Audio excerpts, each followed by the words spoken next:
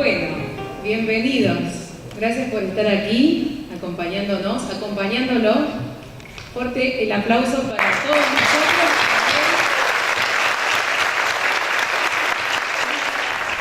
Han sido invitados a la presentación de 3 libros del licenciado en Ciencias de la Información, Claudio Agustín Solana Díaz. La relación de maestro y discípulo es uno de los conceptos más esenciales de la vida. El lazo es eterno y la aspiración principal es la realización. Un verdadero mentor es aquel que nos permite recordar y revivir este objetivo. Por su parte, el discípulo es quien sigue la enseñanza y actúa de acuerdo con las instrucciones de su maestro. En estos libros, Claudio refleja parte de los conocimientos adquiridos en su tránsito por los medios de comunicación. Ese caudal empírico fue enriquecido por el estudio realizado en el ámbito universitario y fuera de él, a través de la investigación, con bibliografía y también mediante la experiencia recogida en 4 décadas, dedicadas a la formación de periodistas y locutores, de comunicadores más bien como a él le gusta llamarles. En su labor docente comprendió que tanto el periodismo como la locución tenían singulares particularidades. Por ello emprendió la tarea de profundizar los distintos aspectos y facetas relativos a tales actividades, atesorando un vasto cúmulo de conocimientos del que nunca fue mezquino. Con la generosidad que siempre lo caracterizó, dejó en el aula su compromiso y su corazón puestos al servicio de cada alumno. Alumnos a los que solía tratar más como colegas novatos antes que como aprendices de una disciplina. Muchos de nosotros comprendimos que era necesario que tales experiencias y vivencias que nos transmitía fueran plasmadas de manera tal que persistieran en el tiempo para poder recordarlas. Así fue como Claudio paulatinamente fue compilando los apuntes de clase para convertirlos en estos trabajos que hoy, impresos, aunque sin la calidez y la dinámica de su palabra, llegan a todos nosotros. Mas, no solo quienes fuimos sus alumnos vamos a ser los beneficiarios de este saber acumulado. Claudio interpretó que la voz no es solo patrimonio de quienes comunicamos a través de los medios, sino que es una herramienta eficaz en muy diversas actividades. Por eso sus libros serán útiles para muchas personas como docentes, abogados, vendedores, oradores en general. En cada libro hay guías para cuidar y conservar en plenitud el preciado instrumento de la palabra sonora. 2 volúmenes de los 3 ejemplares a presentar en esta jornada reflejan gran parte de esos conocimientos que Claudio impartió en cada aula. Vamos a comenzar con uno de ellos. Invito a la docente, a la licenciada en fonoaudiología, catedrática de la Escuela Respectiva de la Universidad Nacional de Córdoba, Alicia María Maggi, quien realizó el prólogo de uno de los libros del licenciado Claudio Solana.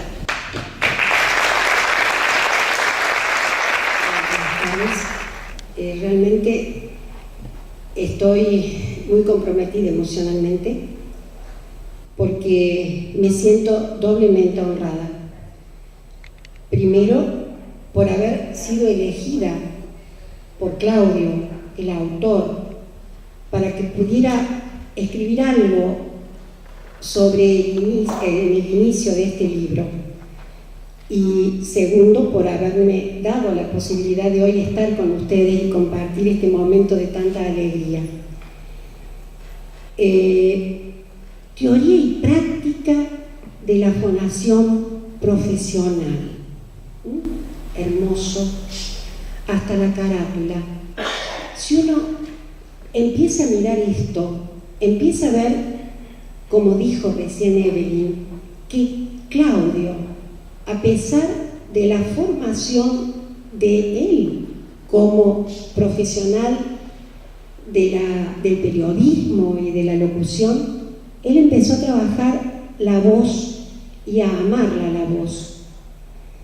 Y empezó a estudiar anatomía, fisiología, psicología y a intercalar su conocimiento, su experiencia, sus aprendizajes y sus saberes en todos y cada uno de los momentos en que él se podía expresar como un docente nuestro. Y lo importante que en este libro Claudio transmite desde la respiración, desde la relajación, desde las vocalizaciones, desde la articulación, es decir, que todo lo que de alguna manera nosotros también lo hemos estudiado, y más de una vez le dije a Claudio, pareces más fonoaudiólogo que nosotras, las fonoaudiólogas que te acompañamos. Él empieza con apuntes de cátedra, es impresionante. Yo lo conocí hace más de 20 años y desde aquella época él le daba el apunte a los alumnos y ahí los alumnos iban aprendiendo, y esos apuntes son los que hoy están acá. En este libro, por lo menos, que me ha tocado a mí, inclusive con una humildad enorme, me lo dio, que lo viera, que si podía agregarle algo o sacarle algo, porque la humildad de Claudio es otra de las cosas que quiero destacar. Yo siento que introducirse en esto es navegar o volar en un espacio totalmente abierto para seguir investigando y descubriendo a partir de esa base científica, porque esto es base científica que les queda a todos nuestros alumnos, y como también se dice, y él mismo lo expresa, a todo profesional de la voz, ya sea hablada o cantada, porque sabemos que la voz cantada también se puede iniciar conociendo lo que es la voz hablada. No voy a decir más porque realmente creo que es demasiado y no quiero aburrirlos. Gracias, Claudio.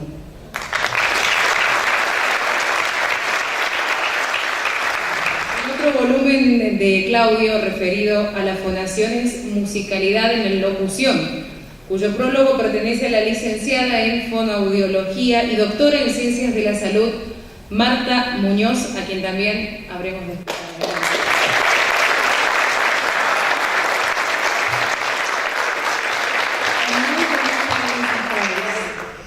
A mí me toca presentar un libro muy especial, Musicalidad en la locución. Y siempre la presentación de un libro genera alegría, pero esta alegría se redobla hoy si tenemos en cuenta la trayectoria y el recorrido del querido profesor Solanas, a quien le agradezco profundamente el que me haya invitado a prologar su libro, porque lo admiro y lo respeto desde el primer momento que comenzamos a trabajar juntos allá por el año 90. Musicalidad en la locución destaca aspectos de la voz, sus características, la forma en la que hablamos, los errores que cometemos al hacerlo, articulando esos tópicos con la gramática española, lo que hace de esa obra un material de necesaria consulta para quienes quieran expresar con excelencia, para quienes necesiten comunicar muy bien. Por último, deseo que este libro tenga gran difusión. Los invito a leerlo. Querido profesor, felicitaciones y éxitos, y muchas gracias.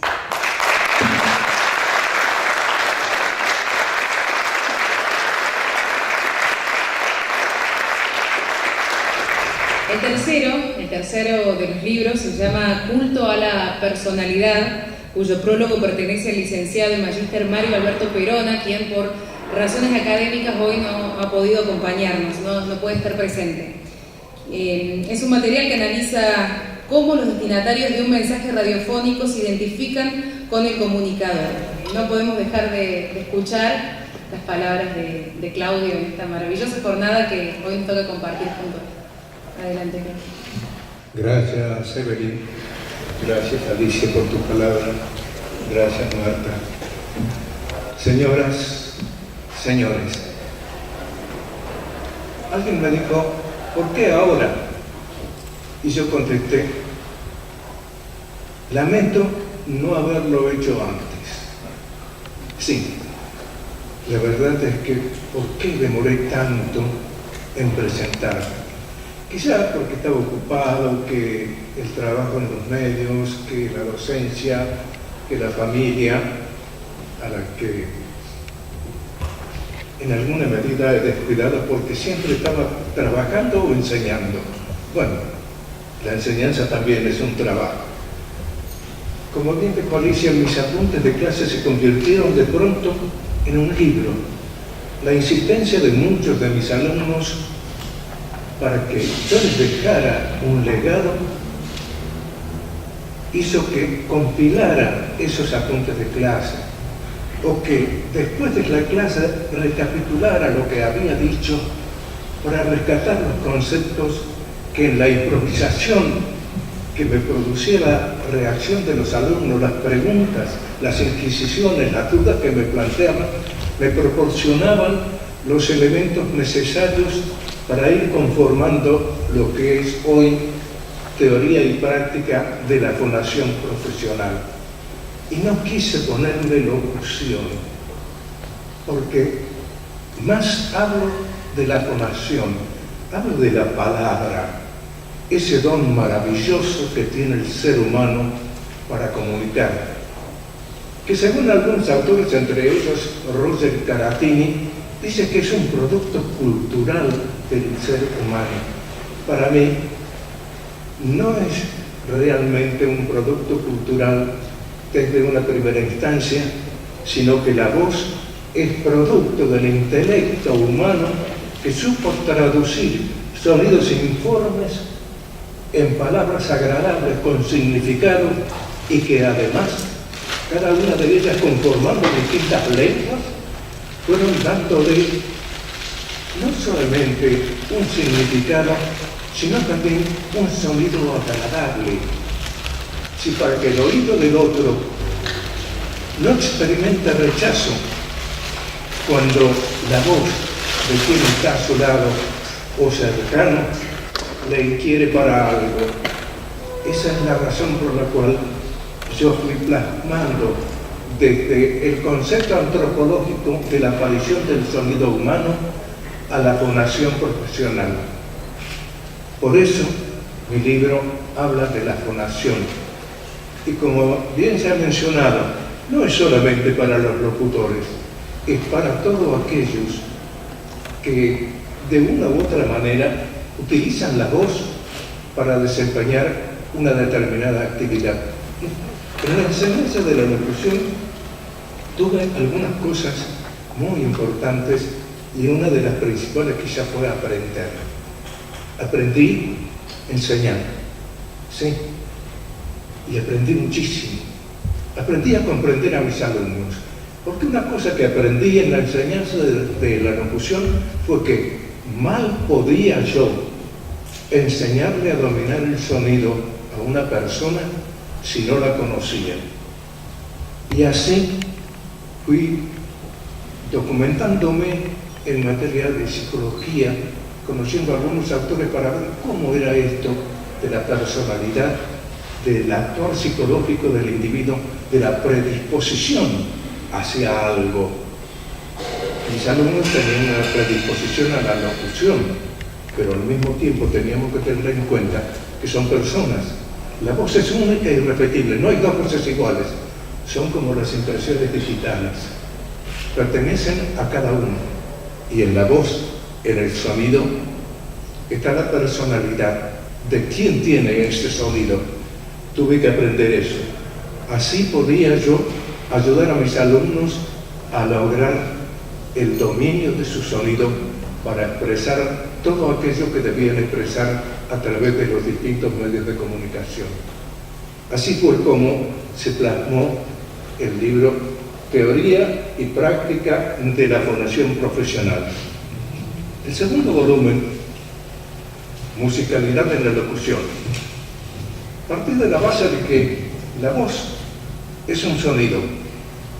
Todo sonido, teniendo ritmo y armonía, es susceptible de ser música. Entonces, si la voz es sonido, si tiene ritmo, si conjugamos la armonía o el juego de sonidos armónicos, entonces hay música. O puede haber una musicalidad en la voz hablada. Recorriendo la gramática encontramos la entonación. Cada lengua tiene sus características expresivas. Algunas son musicales, muy musicales, como los italianos.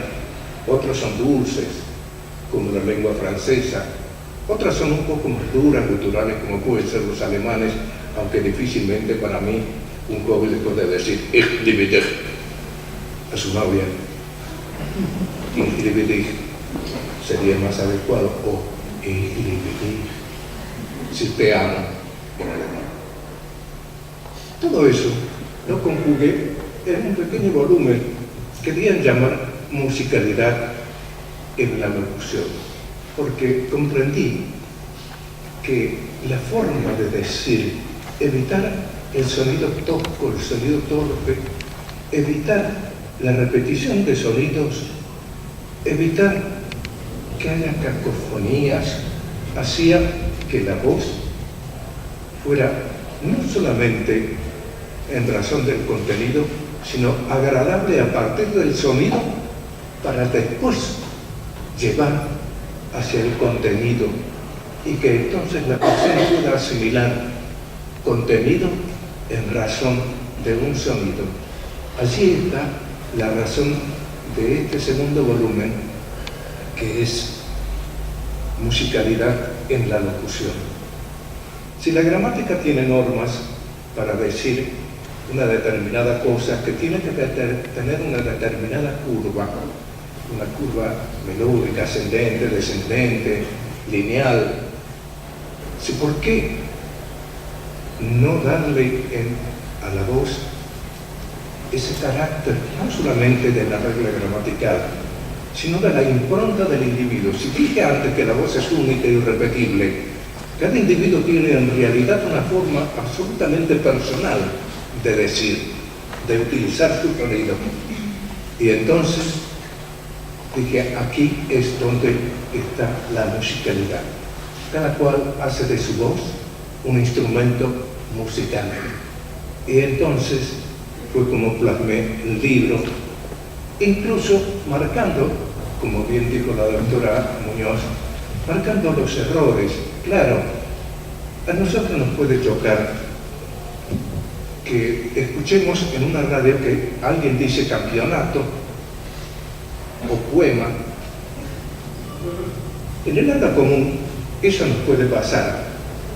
En el habla vulgar, en la conversación cotidiana, muchas personas hacen esa relajación de sonidos y aparecen los falsos diptongos o eliden y dicen cooperativa por cooperativa.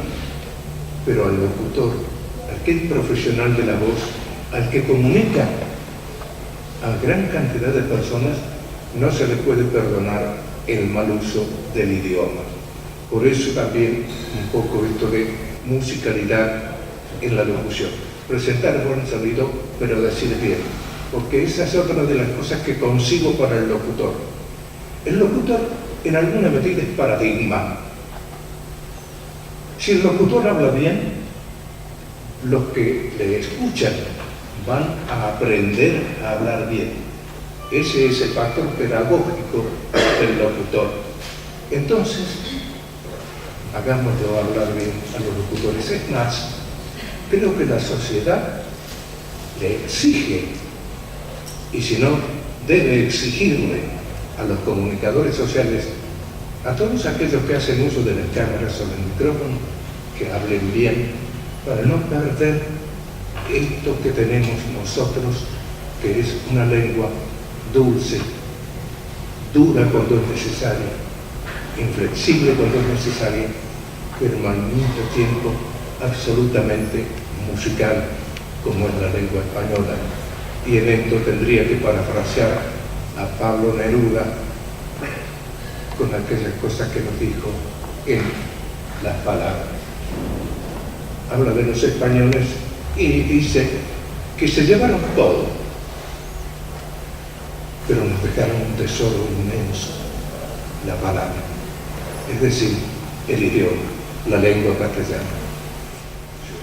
El tercer volumen surgió de la experiencia vivida a través de casi 40 años en los medios de comunicación en esta ciudad de Córdoba.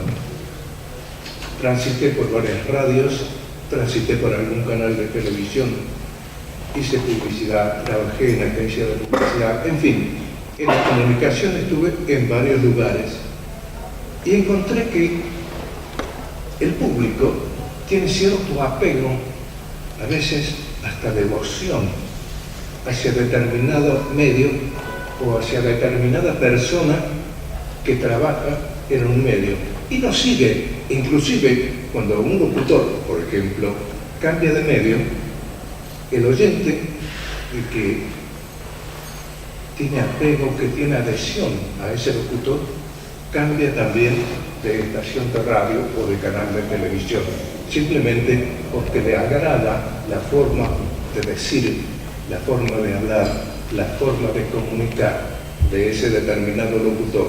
Puede ser también un periodista, inclusive en la forma que escribe una persona, siempre vamos a encontrar una afinidad o una forma de ver las cosas a través de los escritos o a través de los dichos. Es decir, esa relación de público, oyente, telespectador, lector, con quienes trabajan en los medios de comunicación, fue lo que me inspiró a crear esto que he dado en llamar culto a la personalidad en los medios de comunicación. Y hago esa aclaración que es en los medios de comunicación para evitar aquello, claro, culto a la personalidad es un concepto que nace en la política, acuñado por Nikita Khrushchev para referirse a Stalin. No toco la política, no me interesa tocar la política en estos volúmenes, en estos libros, para nada. Para mí son, en algunos casos, aspectos técnicos, de técnica postural, de técnica vocal, en otros son de técnica gramatical, y con el agregado o la impronta de cada uno de los que utilizan la fonación. Y de pronto, el culto a la personalidad. ¿Cómo el público sigue esa relación que mantiene? La radio en un comienzo era como una especie de cajita mágica. Si el receptor escuchaba muy a distancia y podía imaginar cualquier cosa del locutor. Con el tiempo los locutores transitaron por la televisión y entonces el receptor tuvo oportunidad no solamente de conocer la voz, sino también la imagen. Con los diarios ocurrió algo parecido.